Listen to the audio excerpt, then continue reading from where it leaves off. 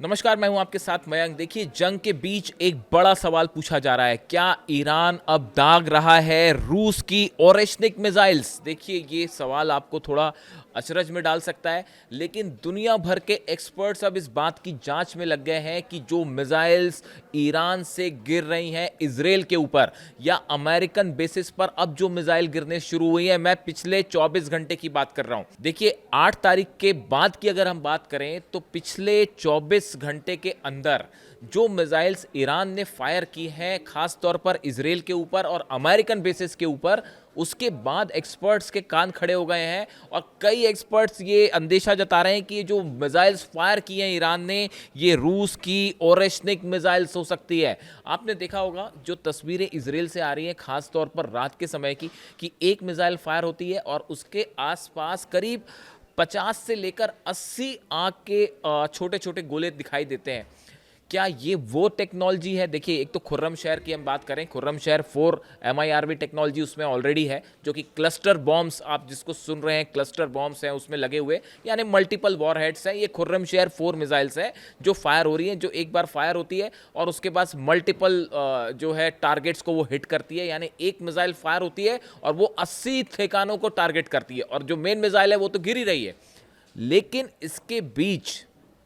इसी के बीच कुछ एक्सपर्ट्स ने अब यह अंदेशा जताना शुरू कर दिया है कि ईरान ने एक नई तकनीक अपना ली है कि खुर्रम शहर 4 मिसाइल फायर की जा रही है और उसके बीच बीच में बड़े टारगेट्स पर एक दो ओरेशनिक मिसाइल्स भी फायर की जा रही हैं। जो मिसाइल्स का पैटर्न होता है हमले का, उसकी जो स्पीड होती है, जिस तरह से वो री एंट्री करती है और डिफेंस सिस्टम जिस तरह से फेल होता है, इसका एनालिसिस करके ये अंदाज लगाया जाता है कि मिसाइल कौन सी है। देखिए, ईरान के पास खूब सारे मिसाइल्स हैं। फतेह 2 का इस्तेमाल हो रहा है, सेजिल का इस्तेमाल हो रहा है, खुर्रम शहर 4 का इस्तेमाल हो रहा है। ये 3 मिसाइल्स ऐसी हैं जो अब ईरान ने इस्तेमाल करनी शुरू की है। फिर क्यों कहा जा रहा है ओरेशनिक मिसाइल? देखिए, इसकी बड़ी वजह यह है कि इस तरह का अंदेशा अमेरिकन एक्सपर्ट्स जता रहे हैं कि जिस एक्यूरेसी के साथ ईरान की मिसाइल्स ने हमला किया, जिस टेक्नोलॉजी के साथ हमला किया, उसमें खुर्रम शहर 4 और सेजिल के साथ ये रूस की मिसाइल्स भी शामिल हो सकती है। देखिए, ये जो ओरेशनिक मिसाइल है, एक तो इसकी स्पीड जो है वो 13,000 किलोमीटर प्रति घंटा है। स्पीड देखिए आप, 13,000 किलोमीटर प्रति घंटा। कोई डिफेंस सिस्टम इसको नहीं रोक सकता। देखिए, 4 थार्ड सिस्टम जो है अमेरिका के, जो कि मिसाइल रोकने का काम करते हैं, उन 4 डिफेंस सिस्टम के ऊपर मिसाइल्स गिरी हैं। आप समझ रहे हैं कितना बड़ा झटका है ये अमेरिका के लिए।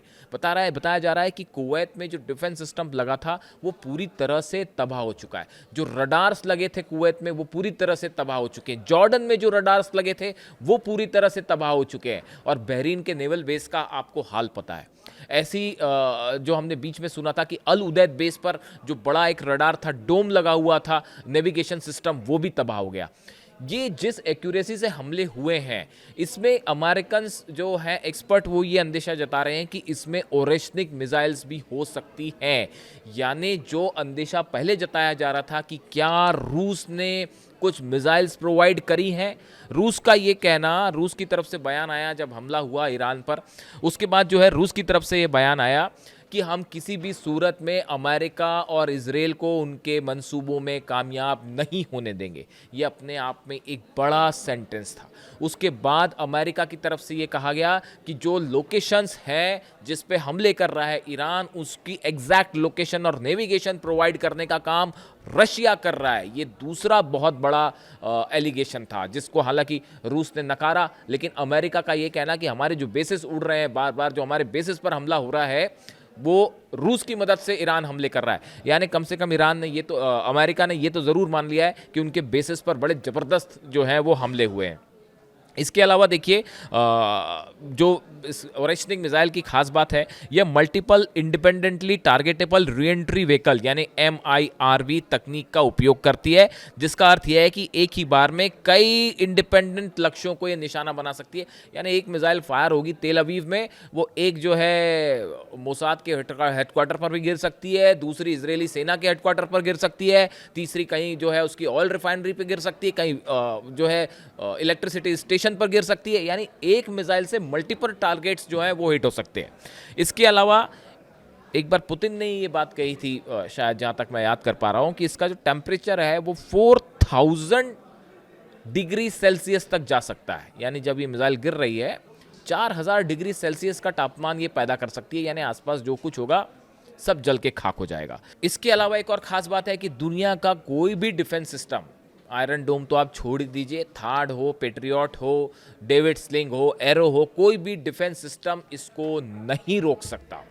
यानी कि देखिए, आप जो पिछले 5 दिनों की अगर हम बात करें जंग के, आप 5वें दिन से अब तक काउंट कर लीजिए, आखिरी के 5 दिनों में जो मिसाइल्स फायर हुई हैं उसके सामने इजराइल का आयरन डोम पूरी तरह से फेल दिखाई दिया, पूरी तरह से फेल दिखाई दिया। बताया जा रहा है तेल अवीव में ये कह दिया गया है कि किसी भी तरह से जानकारी और तस्वीरें बाहर ना जाने पाए, और तेल अवीव में बताया जा रहा है कि इतनी ज़बरदस्त तबाही हुई है, यानी जो बंकर्स में लोग छुपे हैं वो मिसाइल्स बंकर फाड़ फाड़ के गिर रही हैं अंदर।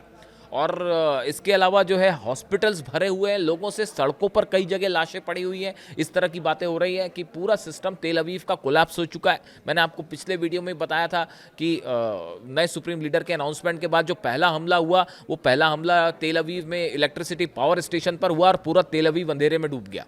इस तरह की खबरें आई। अब देखिए बीर शेबा, आप देखो बीर शेबा में जो हमले हुए हैं इसराइल के, वो क्लस्टर मिसाइल से हमले हुए हैं, जिसमें ये कहा जा रहा है कि बड़ी सफाई के साथ, देखिए ईरान कभी नहीं चाहेगा कि ये बात सामने आए कि उसके पास ओरेशनिक मिसाइल रशिया की है या नहीं।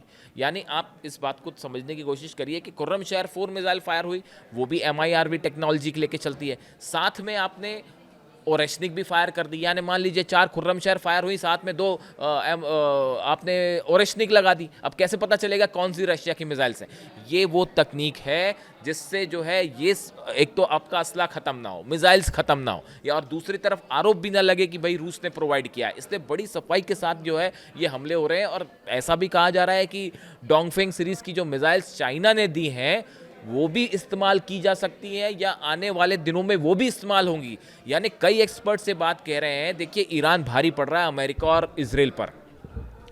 तेहरान में ज़बरदस्त बमबारी हो रही है और ईरान का जो डिफेंस सिस्टम है वो काम नहीं कर पाया, जो कि चाइना से मिला हुआ था। S-400 को लेकर तमाम सवाल हैं। क्या S-400 नहीं था ईरान के पास, या S-400 की सिर्फ 1 या 2-3 यूनिट ही थी और जो कुछ नहीं कर पाई? क्या रूस ने डील को रोक दिया था बीच में? ऐसे तमाम सवाल हैं जिस पे जब कोई पुख्ता जानकारी आएगी उसके बाद मैं आपको एक क्लियर करूंगा कि S-400 डील का आखिर क्या हुआ। ईरान में S-400 पहुंचे थे या नहीं पहुंचे, और नहीं पहुंचे तो क्यों नहीं पहुंचे? देखिए एक बार मेरे से बार बार ये बात को लेकर सवाल हो रहा है, इसको लेकर मैं अपनी एक राय देना चाहूँगा। जो कई एक्सपर्ट्स भी इस तरह की बात कर रहे हैं कि आपने देखा होगा कि करीब कुछ महीने पहले की ये बात है कि इस तरह से खबरें आ रही थी कि ट्रंप ने कह दिया है कि हम अपनी टॉमहॉक मिसाइल्स यूक्रेन को देंगे।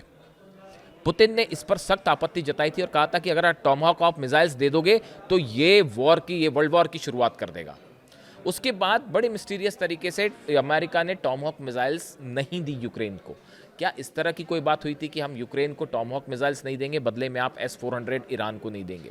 ऐसा कुछ एक्सपर्ट्स अपनी राय जाहिर कर रहे हैं। मैं अभी इसको कंफर्म नहीं कर पा रहा हूँ। कंफर्म होगा तो मैं ज़रूर इस खबर पे आपको ज़रूर बताऊंगा कि S-400 का क्या हुआ, क्योंकि इस तरह की खबरें आ गई थी कि रूस के S-400 पहुँच रहे हैं ईरान, और पहुँच भी चुके हैं। इस तरह की भी खबरें थी जिसको सब एक्सपर्ट से मान के चल रहे थे कि खबर सही है, लेकिन हालात कुछ और निकले। इसकी इनसाइड स्टोरी हम अलग से बात करेंगे, लेकिन फिलहाल वीर शेवा में, तेल अवीव में, अशदोद में और हाइफा में जो ऑयल रिफाइनरी पे हमले हुए हैं, इनको लेकर भी ये कहा जा रहा है कि इसमें मल्टीपल मिसाइल्स अटैक के बीच बीच में ओरेशनिक का भी इस्तेमाल हो रहा है। अगर ऐसा है तो आप यकीन मानिए मिडिल ईस्ट में ईरान अब लंबी जंग करने को तैयार है, और शायद भारी भी पड़ेगा। और ये इजराइल और अमेरिका के लिए, ट्रंप और नेतन्याहू के लिए इससे बड़ा झटका नहीं हो सकता। एक तो उसकी खुद की मिसाइल्स अकेले दम पर जो है वो 12 देशों से जंग करने को तैयार है, झुकने को तैयार नहीं, और झुकना तो छोड़िए जबरदस्त नुकसान पहुंचा रहा है ना सिर्फ अरेबियन कंट्रीज को बल्कि इजराइल और अमेरिका को। 27 बेस पर हमले हो रहे हैं। ऐसे में ओरेशनिक का इस्तेमाल बड़ी चिंता की बात है डोनाल्ड ट्रंप और नेतन्याहू के लिए। इससे जुड़ा जो भी अपडेट होगा आप तक पहुंचाऊंगा। वीडियो कैसा लगा कमेंट करके बताइए। Thank you so much.